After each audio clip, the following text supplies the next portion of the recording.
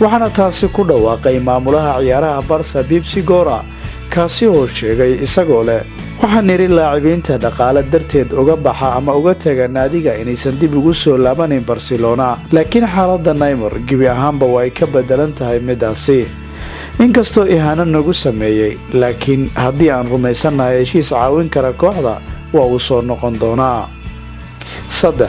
rabitaanka Neymar waa arrin weyn u janjeeray maslaxadda Barcelona laacibka weli kama uusan zuulin inuu doonayo dib ugu soo laabashada Barcelona naadiga waxay og tahay midaasi waxaana jira soo dhaweyn haddii ay noqon lahayd qolka labiska ama maamulka Barcelona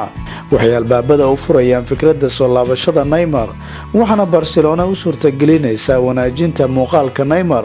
isla markaana ay ka hortagaysaa olole kasta oo ay jamaahiirtu kaga soo horjeedaan Neymar kaasoo lagu diidayo soo laabashadiisa Barcelona waxaana Barca ay kaga hortagaysaa olole warbaahineed oo sugan si ay u wanaajiso muuqaalkiisa waxaana jira arrin kale oo aad u muhiim ah oo ah waalidka Neymar kaasoo milkiya saameynta ugu weyn wiilkiisa ee go'aamada laacibka sidii uu ugu riixay inuu aado Paris Saint-Germain isagoo raadinaya dhaqaale haatan waxa uu raadinayaa inuu dib ugu soo celiyo Barcelona taasi ka sokow waxa uu xiriir kula sameeyay khadka telefoonka qaar ka mid ah mas'uuliyiinta Barca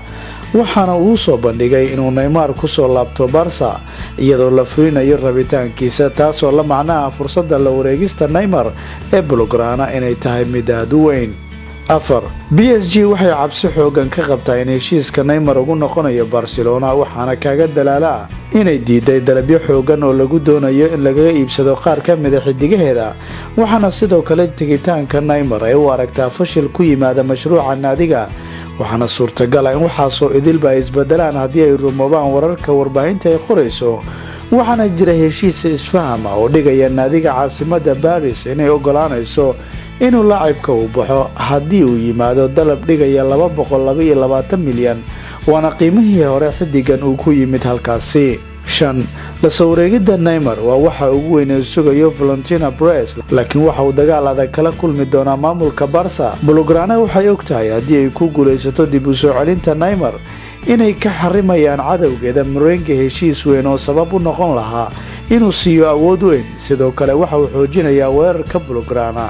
sheekada ayaa rabta awood dhaqaale waana waxay awoodda Barcelona iyadoo la ogyahay in dhaqaale badan ku bixisay suuqa kala iibsiga haddana waa ay awoodda bixinta lacag kale iyadoo iibinaysa qaar ka mid ah xidigaheeda sida Ousmane Dembele iyo Malcom midkood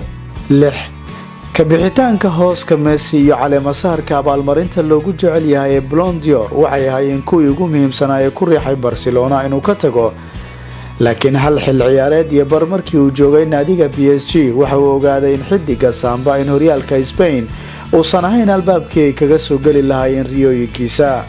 sababa ku aadan sida uu liito dhinacyo badan oo ugu horeyso tartan la'aanta ku darso inuusan hadda dareemeynin in xidigu uu yahay xidiga koowaad sababa ku aadan kadib markii ay soo burqatay mawhibada da'yarka reer Faransa Kylian Mbappé waana waxa handadaya booskiisa iyo gaaristiisa degdega ee carshiga kubadda dahabka 7 iyadoo ay korortay da'da Lionel Messi oo xidigan da'diisu ay gaartay 31 sano Neymar markan waxa uu arkaa in haatan aysan ahayn sidii hore waana waqtiga saxda ah ee uu ku laaban lahaa Barcelona kadib markii ay soo dhawaatay gabagabada Argentineska Lionel Messi waxa adkaan doonta inuu xafito sidii uu ciyaari jiray Messi markii uu yaraa waxaana Neymar talaabo u jira inuu u kaliyoobo naanaysta xidiga koowaad ee kooxda waa haddii uu ku laabto Barcelona